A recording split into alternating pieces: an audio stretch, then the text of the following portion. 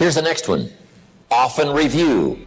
Just go over your goals to make sure that your list is working for you. It's got you inspired. It's got you turned on. Somebody says, how come you're up so early? Say, if you were headed where I'm headed, you'd be up early too. Wow. If you were going to meet who I'm going to meet, you'd be up early. If it was going to stack up for you like it's stacking up for me, you'd be getting up early. Here's some more time management essentials. Learn to study what we call majors and minors. You pick up the phone. Here's what you must say when you pick up the phone. Is this a major conversation or a minor conversation? If it's minor, a few pleasantries and you're done. If it's major, maybe you've got to make a few notes. So here's the next one. Important conversations, make an agenda before you make the call. Just jot down a little agenda. It's so easy now to just talk out of your head. Did you ever hear a conversation end like this? Let's see, there was something else. See, you don't look that swift. I can't think of it right now. I'll call you back. See, you look a little incompetent. Let's see, there was something. It escapes me right now. Really? So have you got this now? Make an agenda before you make a call if it's an important call. Now later that saves you all kinds of stuff. You call John in, the salesman, say, John, remember those 4 things we went over? He said, no, we didn't talk about that. And then you pull out your daytime or whatever, and there's the list you made when you made the call. He said, oh yes, seems like I do remember. And you've got him with your list. If it's just, salespeople especially can talk you out of what's in your head. It's true. No, we didn't talk about that. And if you don't have a little proof, I'm telling you, it's gone. So make an agenda before you make a call. So what's major, what's minor? Now here's the key on this. Don't major in minor things. If you take up major time to do minor things, I'm telling you, you'll be behind the curve constantly. Here's what we learn in sales training. What's major time and what's minor time? Here's minor time, thinking about prospects. Here's minor time, making lists of prospects. Here's minor time, keeping books on prospects. Here's minor time, going to see the prospect. Here's minor time, evaluating the prospect after you've been there. That's all minor time. Here's major time, in the presence of the prospect. That's major time. And if you took a look, if you're in sales and you took a look at a week, you'd say, my gosh, I'm spending 90% of my time on the minor stuff and so little time on the major stuff in the presence of. How many hours in the presence of in my day? How many hours in the presence of during my sales week? Because the time that really counts is in the presence of the prospect. Majors and minors. Here's another key time management essential. Don't mistake movement for achievement. It's easy to get faked out by being busy. Guy comes home at night all exhausted, falls in the chair and says, oh, I've been going.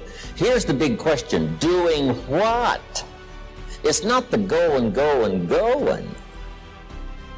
Some people are going, and they're doing figure eights. Their progress is small. So don't mistake movement for achievement.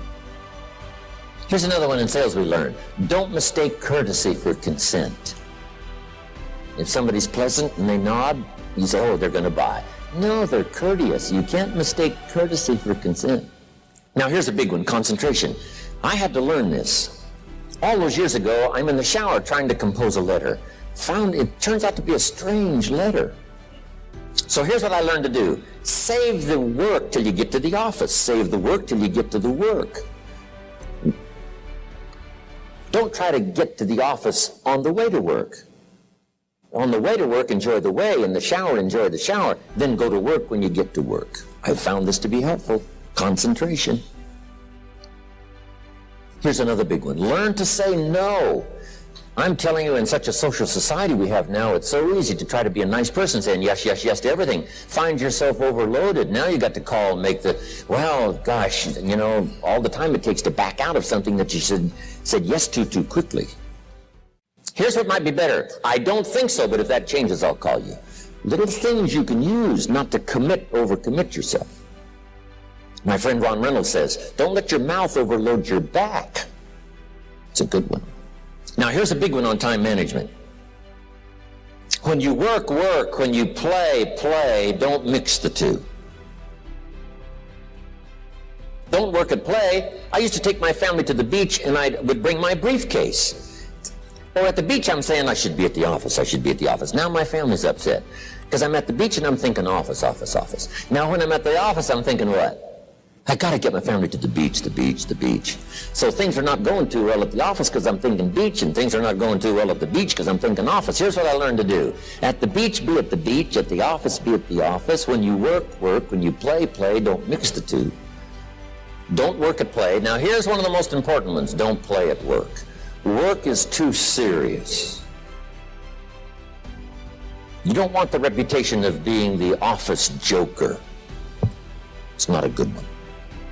Yes, there's time for some pleasant stories. Yes, there's time for a little humor. Yes, best if it's a happy office, of course. But I'm telling you, you got to be serious about work because you're parting with a piece of your life for the work you do. Your work costs you a piece of your life. Here's what it's called. Serious business. Not grim, not unhappy, but serious. Don't play at work. The old expression, I don't think we use it anymore, horse around at the office. Play around, play jokes, play tricks. No place, not at the workplace. At the beach, yes. At the bar, yes. Somewhere else, not work. You got to treat work with all due conservative passion because it's leading you to your future. Here's another key phrase, all work is good. You may not like your job, but if it's the stepping stones to get you to where you want to go, you got to appreciate your job. You don't have to have a passion for your job. Here's the ultimate passion, a passion for incredible success in every department of my life. That's the passion. But don't look down on some menial job you have to do to finally get you to where you want to go. No job is menial. No job is every job is noble. Training life for pay, making a contribution to society. Next, analyze how you are. And if you have some weaknesses, if you doesn't seem like you can change, here's the key, get it covered. I used to keep promising myself I'd keep the books, keep the books, keep the books. Finally, I gave that up. And back then, it only took me an extra $50, $60 a month for some accountant to keep the books.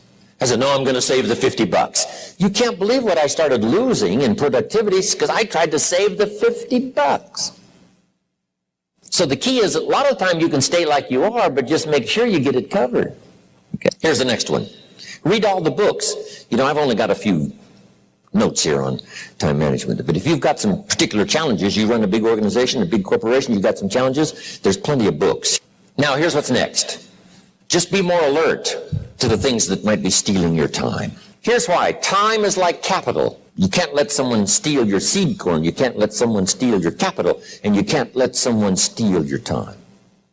You must designate your time. And some of the time that you designate, you must not let anyone steal. Casual time, you might let someone intrude and steal a little bit and take a little bit, but not serious time.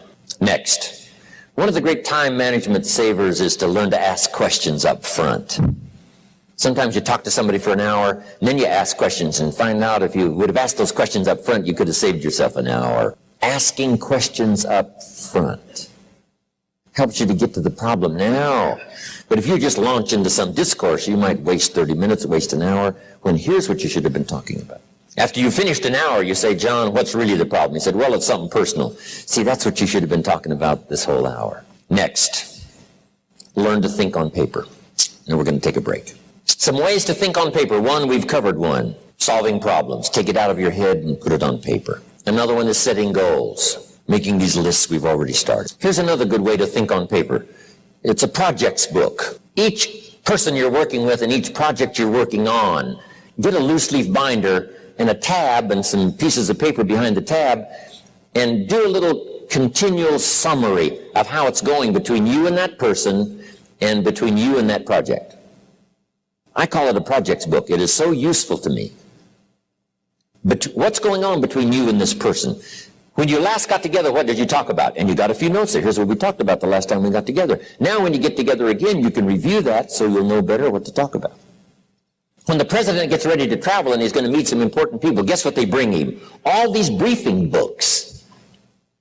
Right? The last time you were with Khrushchev, Kennedy is informed. Here's what he said and here's what you said. Kennedy said, oh, that's valuable. I need to remember that. If a person is important, it's worth a little running account. You might even have a projects book for your children. Here's what's happening between me and my child. We've talked about this, and we've talked about this, and we've talked about this.